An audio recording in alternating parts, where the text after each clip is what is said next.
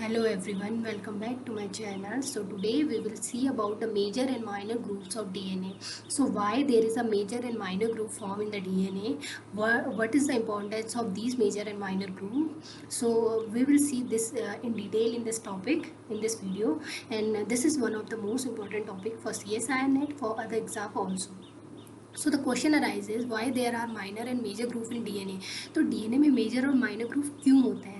Because अगर हमारा DNA जो है हेलिकल सिमेट्री अडॉप्ट करता है, इसलिए हमारे डीएनए में मेजर एंड माइनर ग्रुप्स रहते हैं। अगर हमारा डीएनए 180 डिग्री पे स्ट्रेट लाइन एक दूसरे के अगेंस्ट होता तो there will be no major and minor group. यहाँ पे लिखा है the figures are pointed away from each other in a straight line, means हमारा डीएनए इस तरीके से अरेंज होता एक 180 डिग्री के एंगल में, तो दो ग्रुप्स कोई भी ग्रुप नहीं होते, ना ही मेजर ग्रुप होता बट ना ही माइनर ग्रुप होता।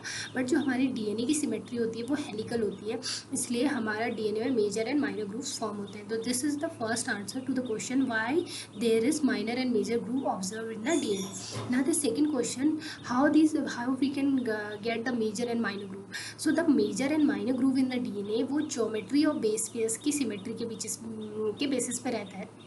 किस ज्योमेट्री में हमारे बेस पेयर अरेंज है डीएनए में, उनकी बेसिस पे। तो हमारा जो बेस पेयर है ए टी के साथ पेयर कर रहा है, जी सी के साथ पेयर कर रहा है, तो उसकी वजह से क्या है, एक ज्योमेट्री स्टैब्लिश होती है जिसकी वजह से हेलिकल पैटर्न आता है।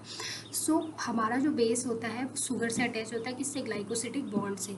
सो the angle at which two sugar come out from the basis, means जब हमारा शुगर और हमारा बेस के बीच में जो बॉन्ड फॉर्म होगा वो किस एंगल पे हमारे शुगर बेसिस से बाहर आ रहे हैं, उस एंगल पे दो एंगल फॉर्म होते हैं, एक 120 डिग्री का और एक 240 डिग्री का। जो 120 डिग्री है वो नैरो एंगल है और जो 240 है वो वाइड एंगल है। तो इसी एंगल के बेस पे हम मेजर ग्रुप और माइनर ग्रुप को डिसाइड करते हैं। जहाँ पे नैरो एंगल बनता है वो होता है हमारा माइनर ग्रुप, और जहाँ पे वाइड एंगल बनता है वहाँ पे होता है हमारा मेजर ग्रुप। तो हमें पहले मेजर ग्रुप में उनके एंगल याद रखने हैं, 120 degree for minor group and 240 for major group. Now हमने पढ़ा है कि जो मेजर ग्रुप होता है वो रिच इन केमिकल इंफॉर्मेशन होता है। Now we will see that major group are rich in chemical information. तो हमारे जो मेजर ग्रुप होते हैं वो केमिकल इन्फॉर्मेशन में रिच होते हैं। तो क्यों हमारे मेजर ग्रुप रिच होते हैं ऐसा बोलते हैं, और माइनर ग्रुप में केमिकल इन्फॉर्मेशन इतना नहीं होता है ऐसा क्यों बोलते हैं? तो जो मेजर ग्रुप में जो है हमारा हाइड्रोजन बॉन्डिंग का कुछ पैटर्न बनता है, लाइक ए और टी के बीच में हाइड्रोजन बॉन्ड हो, तो सी और जी के बीच में हाइड्रोजन बॉन्ड हो, तो हम इन सबको डिफ्रेंशिएट कर सकते हैं। तो ये जो पैटर्न की फॉर्मेशन होती है ये क्यों होती है? क्योंकि जो हाइड्रोजन बॉन्ड डोनर और एक्सेप्टर की वजह से ये पैटर्न फॉर्मेशन होता है।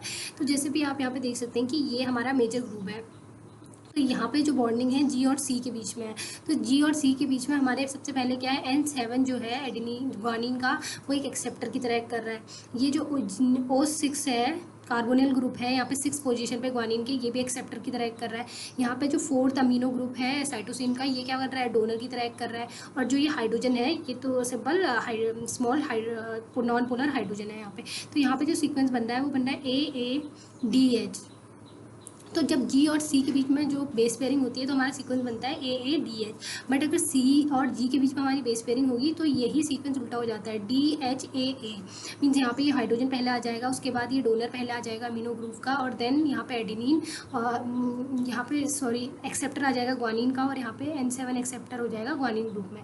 तो ये क्या हो जाएगा, इस तरीके का पैटर्न बनेगा। बट हमारा जो मेजर ग्रुप रहता है, अगर हम ए और टी की बॉन्डिंग देखें तो वहाँ पे जो सीक्वेंस बनता है कि N7 of adenine is acceptor, then जो अमीनो ग्रुप है एडेनिन का डोनर की तरह एक्ट करता है, फिर यहाँ पे जो थाइमिन का कार्बोनिल ग्रुप है वो एक्सेप्टर की तरह एक्ट करता है, और एक हाइड्रोफोबिक बल्कि मिथाइल ग्रुप यहाँ पे प्रेजेंट होता है। तो हमारा क्या बनेगा, जो बनेगा ADAM। ठीक है, सिंपली ADAM। ठीक है, एक्सेप्टर डोनर एक्सेप्टर और मिथाइल ग्रुप। अगर हम टी और ए के लिए देखें तो ये अपोजिट हो जाएगा, methyl group acceptor donor acceptor. तो हम इन सीक्वेंस स्पेसिफिक सीक्वेंस को रीड आउट करके प्रोटीन यहाँ पे बाइंड करती हैं। तो अगर हमें कोई भी सीक्वेंस दिया जाए, कि सपोज दिया जाए कि AADH सीक्वेंस है, तो हम पैटर्न है तो हम बता देंगे कि जो बेस पेयरिंग है वो जी और सी के बीच में है। अगर HDAA हमें दिया जाए तो हम बता सकते हैं कि जो बेस पेयरिंग है वो सी और जी के बीच में है। वैसे ही हमारा A और TA, इसीलिए हमारा मेजर ग्रुप जो होता है रिच इन केमिकल इन्फॉर्मेशन होता है, क्योंकि वो हमें डिफ्रेंशिएट करने में हेल्प करता है कि कौन सी बेस पेयरिंग किस किस मतलब किस बेस स्पेसिफिक के बीच में चल रही है। इन पैटर्न को रीड आउट करके हम बता सकते हैं बेस पेयरिंग का। तो यहाँ पे यही बात लिखी हुई है कि जो AT बेस पेयर है उसमें जो मेजर ग्रुप में इस तरीके का पैटर्न दिखता है, जो हाइड्रोजन बॉन्ड एक्सेप्टर होता है, N7 ऑफ एडेनिन होता है, हाइड्रोजन बॉन्ड डोनर मतलब एक्सेप्टर डोनर एक्सेप्टर और एक बल्कि हाइड्रोफोबिक ग्रुप। सिमिलरली यहाँ पे यही सब कुछ लिखा हुआ है कि ADAM जो सीक्वेंस होता है मेजर ग्रुप में AT के लिए होता है, AADH इसके लिए होता है, जो मैं आपको बात ऑलरेडी नीचे एक्सप्लेन कर चुकी हूँ, वही सब कुछ यहाँ पे जो है रिटर्न फॉर्म में लिखा हुआ है, तो आप इसको पढ़ सकते हैं। सिंपली यही सब कुछ लिखा हुआ है, तो आपको ये सीक्वेंस याद रखना है कि मेजर ग्रुप में कहाँ पे कौन सा सीक्वेंस बनता है। बट अगर हम माइनर ग्रुप की बात करें तो जो हमारे माइनर ग्रुप है, देखिए यहाँ पे सिंपली यहाँ पे क्या है, माइनर ग्रुप में एक्सेप्टर है, N3 जो है एक्सेप्टर की तरह एक्ट कर रहा है, फिर जो N2 का अमीनो ग्रुप है वो डोनर की तरह एक्ट कर रहा है, ठीक है। और यहाँ पे जो O है कार्बोनिल ग्रुप है साइटोसिन का सेकंड, ये एक्सेप्टर की तरह एक्ट कर रहा है। तो मेजर ग्रुप में ADA, माइनर ग्रुप में ADA सीक्वेंस बन रहा है, चाहे G और C की बॉन्डिंग हो, चाहे C और G की बॉन्डिंग हो, दोनों में ही आप इसे इधर से पढ़ें या इधर से पढ़ें, और दोनों के लिए ही सीक्वेंस सेम है। इसलिए हमारा जो माइनर ग्रुप है वहाँ पे हम इसको डिफ्रेंशिएट नहीं कर सकते कि बॉन्डिंग जो है जी और सी के बीच में है या सी और जी के बीच में है। वैसे ही अगर हम एडेनिन थाइमिन का देखें तो यहाँ पे एक्सेप्टर है N3, यहाँ पे जो अमीनो ग्रुप का H है वो ये हाइड्रोजन बॉन्ड यहाँ पे प्रेजेंट है, और यहाँ पे कार्बोनिल ग्रुप जो है एक्सेप्टर है। सिमिलरली यहाँ पे भी तो जो सीक्वेंस है AHA जो सीक्वेंस है इसको हम डिफ्रेंशिएट नहीं कर सकते। तो ये जो मतलब पैटर्न्स रहते हैं ये करते हैं प्रोटीन को रिकॉग्नाइज करने में हेल्प, डीएनए सीक्वेंस को। मीन्स इन पैटर्न के बेसिस पे जो प्रोटीन है वो डीएनए सीक्वेंस को रिकॉग्नाइज करता है, ठीक है, ताकि DNA without opening the DNA and they do not disturb the double helix. तो हमने ये देखा कि माइनर ग्रुप में जो है रिच नहीं होता केमिकल इन्फॉर्मेशन में। क्यों? क्योंकि बहुत ही कम इन्फॉर्मेशन अवेलेबल होती है, ठीक है। एक पॉइंट तो ये है कि माइनर ग्रुप का स्मॉल साइज होता है, तो वहाँ पे बहुत कम जो होता है स्पेस होता है किसके लिए, एकोमोडेशन ऑफ अमाइनो एसिड के लिए। उसके अलावा जो AT बेस पेयर है एंड GC बेस पेयर है वो सेम होता है, चाहे वो AT बेस पेयर हो चाहे वो TA बेस पेयर हो, हमेशा हमारा पैटर्न रहेगा एक्सेप्टर हाइड्रोजन और एक्सेप्टर।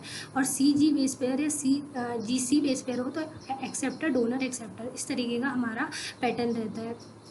तो the minor group does not look different when comparing AT base pair with GC। मतलब हमारा डज लुक डिफरेंट मीन्स हम माइनर ग्रुप से ये डिफ्रेंशिएट कर सकते हैं कि ये बेस पेयर AT है या GC है।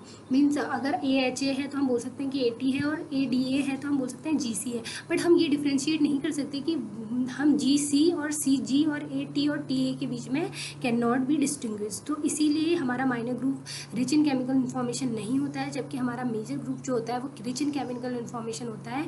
तो अब हम एक क्विक रिकैप देख लेते हैं कि इसमें हमने क्या पढ़ा। तो हमने इसमें पढ़ा कि मेजर और माइनर ग्रुप्स होते हैं हमारे डीएनए में। तो मेजर ग्रुप का फॉर्मेशन क्यों होता है और माइनर ग्रुप का फॉर्मेशन क्यों होता है? क्योंकि हमारा जो ग्लाइकोसिडिक बॉन्ड का किस तरीके का एंगल बन रहा है 120 डिग्री और 240 डिग्री, उसकी बेसिस पे हमारे मेजर और माइनर ग्रुप डिसाइड होते हैं।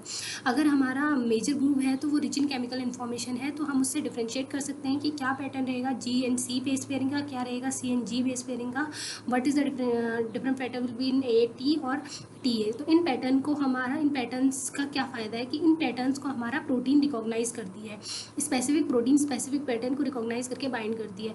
अब सेकेंड हमने पढ़ा कि माइनर ग्रुप में क्यों हमारा जो है हमारा प्रोटीन्स वहाँ पे क्यों नहीं बाइंड करती हैं, क्यों माइनर ग्रुप में केमिकल इन्फॉर्मेशन लेस होता है। तो माइनर ग्रुप में जो बेस सीक्वेंस रहता है उससे हम डिफ्रेंशिएट नहीं कर सकते GC और CG के बीच में, AT और TA के बीच में। दूसरा पॉइंट हमने ये पढ़ा कि जो माइनर ग्रुप है वो बहुत स्मॉल साइज का होता है, तो वहाँ पे इतनी एरिया नहीं होती कि एकोमोडेशन हो सके large number of amino acid का। तो ये दो पॉइंट रहते हैं कि minor group is less rich in chemical information, और वहाँ पे एकोमोडेशन नहीं होता उतना अमाइनो एसिड का जितना प्रोटीन रिकॉग्निशन में जितना हमारा मेजर ग्रुप में होता है। तो this is all about major group and minor group.